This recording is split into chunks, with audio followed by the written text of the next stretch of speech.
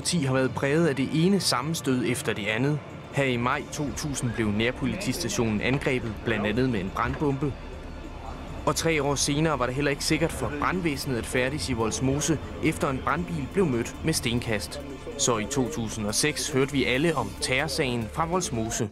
Vi blev alle sammen anholdt. Men min bror er ikke kommet ud endnu. 7 blev sigtet efter den strenge terrorparagraf, mistænkt for at vi fremstille sprængstof til brug i en terrorhandling. Og hver gang den var gal, så lovede politikerne handling. Vi gider det ikke mere. Kan vi gøre noget? Politiet vil gå efter dem, holde øje med deres biler, deres skitter, deres gamle. Leif Rasmussen hører ikke så meget efter længere. Han savner sit gamle Vollsmose. Man håber jo stadigvæk på, at det går fremad. Er det realistisk? Det er realistisk på lidt længere sigt. Ikke lige nu. Nej, jeg tror ikke på det. Her kommer mine damer og herrer, Farshad Kholghi og Morten Østergaard.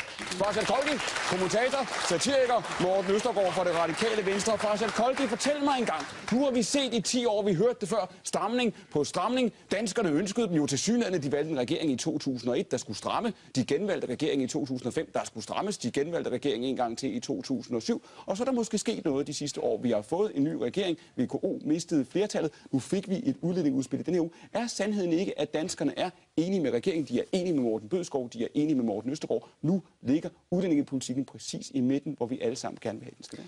Det tror jeg ikke, fordi jeg tror, at danskerne stemte på en helt anden regering, end det vi ser i dag.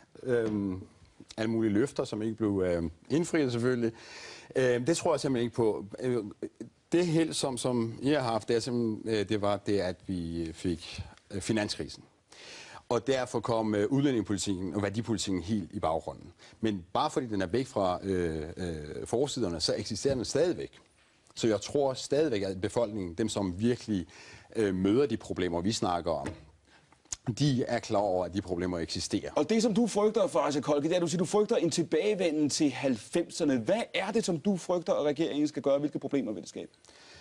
Det jeg er bange for, det er, at I vil skrue tiden tilbage til Nyrups tid, hvor det var nærmest forbudt at sige, at man skal tale dansk.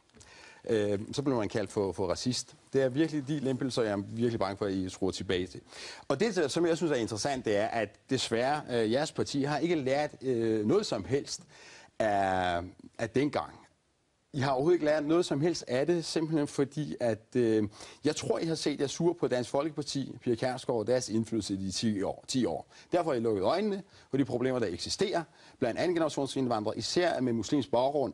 Og derfor går I totalt imod de løsninger, de trods alt kom med. Morten Østergaard? Jamen, der er jo mange ting, jeg har lyst til at sige, men først og fremmest, du skal ikke være bange, Farshad. Altså, det skal nok gå det hele. Det handler om, det er jo at få skabt et samfund. Ja, men det er det, jeg prøver at berolige dig, ikke? Det vi forsøger, det er jo at skabe et samfund, som er præget af mangfoldighed, og jeg tror faktisk ikke, du har ret i, at folk i forbindelse med finanskrisen er blevet mindre opmærksomme på udlændingepolitik. Fordi det, der er gået op for dem, det er jo, at vi er dybt afhængige af verden omkring os, og måske endda en verden, der er længere væk, end vi var vant til.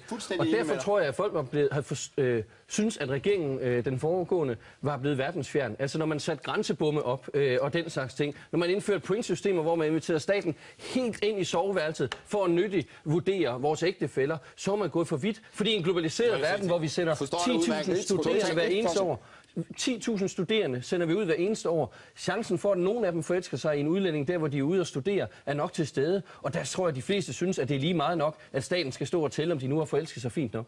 Globalisering er fantastisk, men det jeg er bange for, det er, at I tror, at verden bliver reddet, hvis vi åbner grænserne, og alle kan komme ind. Jeg er selv flygtning oprindeligt fra Iran. Jeg har selv prøvet at blive familiesammenført med min far, og det er jeg utroligt taknemmelig for. Flygtning er en ting.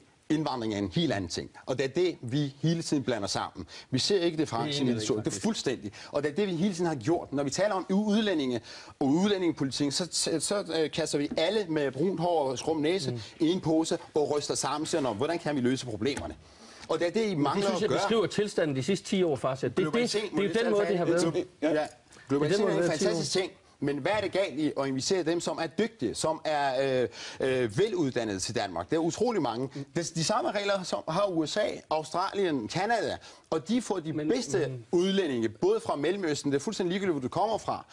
Men jeg kan ikke se, at der er nogen, der sviner USA eller Australien til. Er det ikke præcis det, der er sket de sidste 10 år? Man har pæret det hele sammen og sagt, at uanset hvem man var, hvis man kom fra et muslimsk land, så var man et problem. Virkeligheden er jo netop, at vi skal forholde os til flygtninge. Det er vi jo ikke selv herre over, hvordan det går ud i verden, hvordan flygtningestrømmen er. Dem skal vi tage os af, det er vi forpligtet til, og jeg synes også, at man har et ansvar. Men det andet, der så er problemet, det er, at vi vil gerne tiltrække kvalificeret udenlandsk arbejdskraft. Det vil regeringen gerne gøre endnu bedre, end det er sket i de senere år, og vi vil fremlægge en lang række initiativer for det. Og så er der spørgsmål om familiesammenføring. Det handler for mig om borgerens rettigheder, om danskernes rettigheder til at bo i deres eget land med deres ægtefælle, uden staten står og vurderer, om ægtefællen er fin nok. Og det er der, hvor jeg synes, man skal dele tingene op. Og hvis du står og plæderer for den politik, der har været de sidste 10 år, så er det jo det, der har været kernen i problemet. Det er, at der har man sagt, uanset om det var en ingeniør eller noget. Men hånden på hjertet, Morten Østergaard, hvis man nu ser på det udlændingeudspil, der er kommet, så der er jo nogen, der vil sige, at det er radikal politik. Det mener I jo næppe selv, og der er i hvert fald mange punkter her, hvor det adskiller sig meget fra de ting, som I sagde for 5 år siden og for 10 år siden. Havde Pia Kjærsgaard ikke ret? Havde Pia Kjærsgaard ikke ret i, når hun sagde før årtusindskiftet, hvor hun var den eneste, der sagde, der er et problem her, der er ingen, der taler om det, vi er nødt til at gøre noget ved det. Og er det ikke forklaringen på, at vi i dag ser S og SF føre en udlændingepolitik, der inkorporerer store dele af den tidligere regeringspolitik, en udlændingepolitik, som Enhedslisten nu vil stemme for, som det radikale Venstre nu vil stemme for, fordi Pia Kjærsgaard havde ret, ikke i alt, men i en del af det, hun udpegede som problemer for 10 år siden. Jeg synes, at det, der er vigtigt, det er eksempelvis tvangsægteskaber, som fyldt meget i debatten dengang. Der har vi fuldstændig glemt at lave en indsats derude, hvor problemerne opstår. I dag er det sådan, at det har været sådan 10 år, hvis der får afslag. Men du har ikke været i nærheden af, Morten, at svare på mit spørgsmål. Jeg har stillet mange spørgsmål, jeg prøver at svare på en ende. Nej, det var et meget simpelt spørgsmål. Havde Pia Kjærsgaard ikke ret i, at der var problemer, som resten af det politiske spektrum overså for 10 år siden, og som der i mellemtiden er blevet taget hånd om? Nej, jeg mener faktisk, at der blev ført en meget aktiv udlændingepolitik i 90'erne, og der skete jo et regeringsskifte, hvor man så valgte nogle løsninger, som jeg heldigvis, som jeg er rigtig glad for, at vi i dag er i gang med at rydde op i, for mange af dem har straffet en helt masse mennesker, som ikke er i nærheden af tvangsægteskaber, fordi de har forelsket sig i en udlænding, og det er urimeligt. Sidste ord i den runde, faktisk. Jeg vil sige, at jeres løsning på problemerne, det er, vi fortrænger problemerne. På den måde, at vi simpelthen holder op med at nævne ghettoer ved navn. Vi kalder det noget andet. Altså fortrængning, det er jeres politik åbenbart. Og det synes jeg er... Men hvad frygter du for, Kolke? Fordi jeg tror, der er mange danskere, der sidder med en fornemmelse af, at det her brændte på for 5 år siden. Der var Muhammed-kriser, vi havde optøjer i ghettoerne osv. Jeg tror, der er mange danskere, der føler, nu har vi været inde og markere, her er vores demokratiske... Det er jeg bange for. Og jeg er bange, fordi jeg elsker det her land. Det jeg er bange for, det er jeres blødsødende politik. Det fører til, at Danmark om 10 år bliver ligesom England, eller Holland, eller Frankrig. At vi får markante parallelsamfund, at de religiøse fundamentalisterne får meget mere indflydelse, og at der kommer optøjer, som vi gør, fordi vi igen kigger på udlændingepolitik som en ting, og vi siger, vi har respekt for fundamentalisterne i stedet for at have respekt for de sekulære. Men må jeg bare stille det spørgsmål? Efter 10 år med den udlændingepolitik, du plæderer for, synes du så, problemerne er løst med parallelsamfund? Synes du så, problemerne er løst med indvandrerdrenge, der falder fra på erhvervsuddannelserne? Svaret er jo nej, og derfor er det nok nogle andre løsninger end tage alle som gidsel. Derfor er det nok nogle andre ting, der skal til. En målrettet indsats, der hvor problemerne er, i stedet for at tage alle som gidsel i en udlændingelovgivning. Jeg tør næsten ikke tænke på, hvis en Nyrup-regering havde fortsat, hvordan det så ville have set ud. Nej, du har mange mareridt, men jeg tror, vi skal nok løse det faktisk. Indvandrere i Danmark. Folk er så fordomsfulde. Fuldstændig.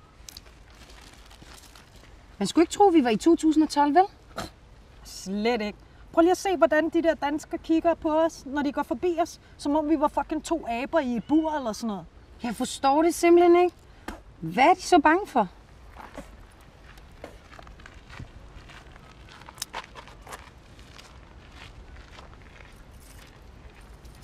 Så du lige det? Så hun 2 indvandrere sidde her, og så fik hun lige pludselig travlt, hva'? Ja. Hun skulle endelig ikke sætte sig på en bænk ved siden af 2 brune mennesker.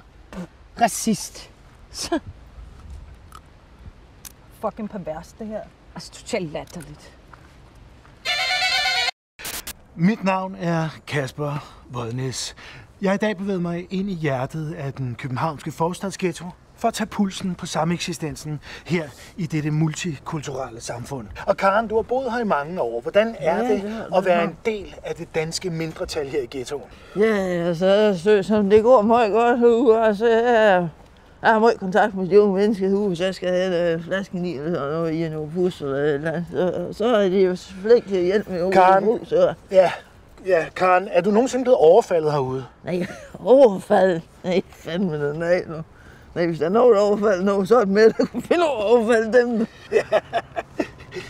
Og Fatima, så kan jeg jo også spørge dig, hvordan går det egentlig med sameksistensen her i ghettoen? Jamen, jeg synes, at vi har det rigtig fint her. Folk kender hinanden og kommer hinanden ved. Du ved, vi har sommerfester og julefester. Så jeg synes, vi har det rigtig godt her. Det Fatima siger, at hun synes, de har det rigtig godt her i hendes ghetto. De har sommerfester, og de har grillfester, og julefester og alle mulige andre sociale arrangementer. Men hvad med de kulturelle problemer herude, Fatima? Jamen, folk passer sig selv. Undskyld. Fatima siger, at folk herude passer sig selv, og der ikke er de store kulturelle konflikter, sådan forstod jeg det. Fatima, ja. Hvorfor oversætter du mig? Ja, du har jo en lille smule accent, så det er mest en service til vores seere. Accent? Ja, du har da noget accent. Det er hver gang, du åbner munden, kan du hvad du sagde der. Prøv at høre hende. Der er jo ingen, der kan forstå, hvad hun siger. Nu skal du fandme komme på godt. Ja, som seerne måske selv kan fornemme, så har sameksistensen her i ghettoen virkelig, virkelig svære vilkår. Kasper Vodnes, med livet som indsats. Er du okay? Nej. Jeg havde en virkelig ubehagelig oplevelse i går. Hvad skete der? Jeg gik bare en tur op ad strået, seriøst. Folk kiggede på mig, som om jeg var fra Mars. Som om der er noget galt med den måde, jeg ser ud på. Det kender jeg alt for godt. Jeg følte mig virkelig udenfor. Undskyld mig, men jeg er altså bare brun. Jeg kan ikke forstå, hvordan danskere kan være så snæversynet. Jeg har også ret til at være her. Jeg er helt enig. Prøv lige at se den sorte. Jeg er sort, jeg er bare så lækker. Jeg har en lækker røv og kan vrikke med den. Jeg har flettet hår. Jamen, hun er alt for sort. Nå, hvor kom jeg fra? Strået. Det er rigtigt. Jeg kan ikke forstå, hvordan de kan dømme så meget. Det er helt vildt. Jamen, de er fordomsfulde, ja. Mit navn er Kasper Vodnes. Jeg har i dag bevæget mig dybt ind i den danske forstadsghetto. Et sted, hvor jungleloven hersker, og dansk er et fremmedsprog. Det er med livet som indsats at rapportere herfra. Det lykkedes mig at komme i tale med 2 af beboerne her, og jeg skal lige advare seerne om, at tonen i det her indslag ikke er for sarte sjæle. Og Fatima og Hanan, hvordan er det at bo her i ghettoen? Jamen, jeg synes, det er meget hyggeligt. Ja, altså, alle kender alle, og vi hjælpes ad, og der er trygt. Ja, det synes vi, der er godt sammenhold. Som seeren kan forstå, så bliver alle sager her jo ordnet internt. Myndighederne har således ikke nogen jordisk chance for at få indblik i dette parallelsamfund. Og Fatima, du har jo tørklæde på. Ja. Vil du være villig til at tage det af og vise seerne de tegn på vold, som din familie har påført dig? Tegn på vold? Har du været udsat for forsøg på æresdrab, og hvor tit sker det egentlig her i ghettoen? Er det en gang om ugen, eller er det hver dag? Undskyld, hvad sker der for dig? Ja, æresdrab. Nej, det her, det gider vi bare ikke. Nej, det gider vi ikke. Nu stopper du. Det går sgu ikke.